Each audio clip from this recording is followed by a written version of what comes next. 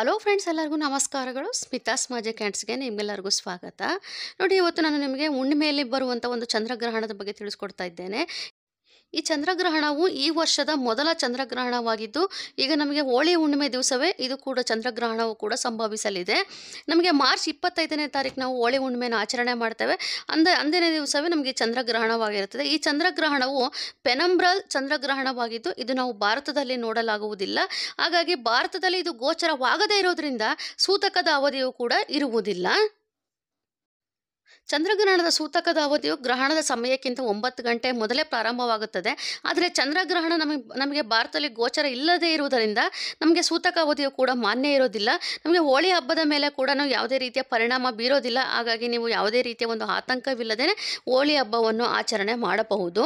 ಈ ಒಂದು ಚಂದ್ರಗ್ರಹಣವು ನಮ್ಮ ಒಂದು ದೇಶದಲ್ಲಿ ಅಂದರೆ ನಮ್ಮ ಭಾರತದಲ್ಲಿ ಇರೋದಿಲ್ಲ. ಆದರೆ ಬೇರೆ ಕಡೆ ಅಂತಂದರೆ ಐರ್ಲೆಂಡ್ ಆಗಿರ್ಬೋದು, England, Spain, Portugal, Holland, Belgium, Norway ಈಗಿನ ಒಂದು ಅಂಟಾರ್ಟಿಕಾ ಭಾಗಗಳಲ್ಲಿ ಕಾಣಿಸಬಹುದು. ಆದರೆ ನಮ್ಮ ಭಾರತದಲ್ಲಿ ಗೋಚರವಾಗಿಲ್ಲದೇ ಇರೋದರಿಂದ ನಿಮಗೆ ಯಾವುದೇ ರೀತಿಯ ಒಂದು ಆತಂಕ ಇರೋದಿಲ್ಲ.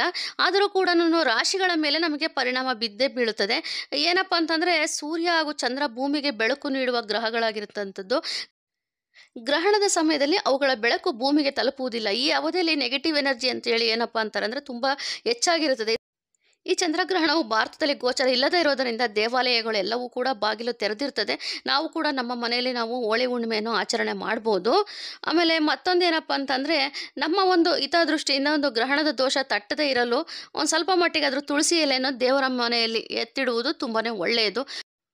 ಅಂದರೆ ದೇವರ ಮನೆಯಲ್ಲಿ ಇಟ್ಟಿರುವ ಕಳಸದ ಮೇಲಾಗಿರ್ಬೋದು, ವಿಗ್ರಹ ಮೇಲಾಗಿರ್ಬೋದು, ಸ್ವಲ್ಪ ಮಟ್ಟಿಗೆ ತುಳಸಿ ಎಲೆಗಳನ್ನು ಹಾಕಿಡುವುದು ತುಂಬ ಒಳ್ಳೆಯದು. ಕಾರಣ ಏನಪ್ಪ ಅಂತಂದರೆ, ಗ್ರಹಣ ಒಂದು ಋಣಾತ್ಮಕ ಶಕ್ತಿ ತಾಗದಿರಲು ತುಳಸಿ ಎಲೆಗಳನ್ನು ನಾವು ಹಾಕಿಡ್ತೇವೆ. ಹಾನಿಕಾರಕ ಕಿರಣಗಳನ್ನು ಹೀರಿಕೊಳ್ಳುವ ಶಕ್ತಿ ತುಳಸಿ ಎಲೆಗೆ ತುಂಬಾ ಇರುತ್ತೆ. ಹಾಗಾಗಿ ನಾವು ಒಂದು ಸ್ವಲ್ಪ ಮಟ್ಟಿಗೆ ತುಳಸಿ ಎಲೆಯನ್ನು ದೇವರ ಮನೆಯಲ್ಲಿ ಇಡುವುದು ಒಳ್ಳೆಯದು. ಈ ಗ್ರಹಣವು ಯಾವ ಸಮಯದಲ್ಲಿ ಸಂಭವಿಸುತ್ತದೆ ಅನ್ನೋದಾದರೆ, ಮಾರ್ಚ್ 25ನೇ ತಾರೀಕು ಬೆಳಿಗ್ಗೆ 10 ಗಂಟೆ 23 ನಿಮಿಷಕ್ಕೆ ಪ್ರಾರಂಭವಾಗಿ ಮಧ್ಯಾಹ್ನ 3 ಗಂಟೆ 2 ನಿಮಿಷದವರೆಗೆ ಕೊನೆಗೊಳ್ಳುತ್ತದೆ. ಚಂದ್ರಗ್ರಹಣ ನಮ್ಮ ಭಾರತದಲ್ಲಿ ಗೋಚರ ಆಗದೇ ಇದ್ದರೂ ಕೂಡ ಅದೇನಪ್ಪ ಅಂತಂದರೆ, ರಾಶಿಗಳ ಮೇಲೆ ಪ್ರಭಾವ ಬೀರೋದ್ರಿಂದ ಕೆಲವೊಂದು ರಾಶಿಗಳು ಸ್ವಲ್ಪ ಎಚ್ಚರಿಕೆಯಿಂದ ಇರಬೇಕಾಗುತ್ತದೆ. ಅಂದರೆ ಈ ಒಂದು ಅವಧಿಯಲ್ಲಿ ಕನ್ಯಾ ರಾಶಿ, ತುಲಾ ರಾಶಿ, ಧನು ರಾಶಿ ಮತ್ತು ಮಕರ ರಾಶಿ, ಕುಂಭ ರಾಶಿಯವರು ಸ್ವಲ್ಪ ಮಟ್ಟಿಗೆ ಜಾಗ್ರತೆ ವಹಿಸಬೇಕು. ಅಂದರೆ ಅವರಿಗೆ ಒಂದು ಆರ್ಥಿಕ ನಷ್ಟ ಉಂಟಾಗುವಂಥದ್ದಾಗಿರ್ಬೋದು, ಅಥವಾ ಅವರು ಮಾಡುವಂಥ ಕೆಲಸಗಳಲ್ಲಿ ವೈಫಲ್ಯಗಳು ಹೆಚ್ಚಾಗ್ಬೋದು, ಅಥವಾ ತೊಂದರೆಗಳು ಹೆಚ್ಚಾಗ್ಬೋದು. ಹಣಕಾಸಿನ ವಿಷಯದಲ್ಲಿ ಒಂದು ನಷ್ಟ ಮತ್ತು ಆರೋಗ್ಯದಲ್ಲೂ ಕೂಡ ಒಂದು ಕ್ಷೀಣಿಸಬಹುದು. ಈ ರೀತಿಗೆ ಸ್ವಲ್ಪ ಮಟ್ಟಿಗೆ ತೊಂದರೆಗಳನ್ನು ಅನುಭವಿಸಬೇಕಾಗುತ್ತದೆ. ಹಾಗಾಗಿ ಆದಷ್ಟು ಜಾಗ್ರತೆ ವಹಿಸುವುದು ಒಳ್ಳೆಯದು.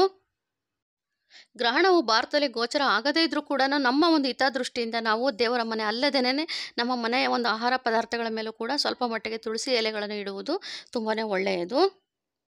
ನೋಡಿದ್ರಲ್ಲ ಫ್ರೆಂಡ್ಸ್, ಈ ಹೋಳಿ ಹುಣ್ಣಿಮೆ ದಿವಸನೇ ಚಂದ್ರಗ್ರಹಣ ಸಂಭವಿಸಲಿದ್ದು, ಇದರ ಬಗ್ಗೆ ನಾನು ಸಾಕಷ್ಟು ಮಾಹಿತಿಗಳನ್ನ ಕೊಟ್ಟಿದ್ದೇನೆ. ಸೊ ಇವತ್ತಿನ ಒಂದು ವಿಡಿಯೋಗೆ ದಯವಿಟ್ಟು ಆದಷ್ಟು ಶೇರ್ ಮಾಡಿ, ಲೈಕ್ ಮಾಡಿ, ಕಮೆಂಟ್ ಮಾಡಿ, ಹಾಗೆಯೇ ಸಬ್ಸ್ಕ್ರೈಬ್ ಮಾಡ್ಕೊಳ್ಳಿ. Thank you.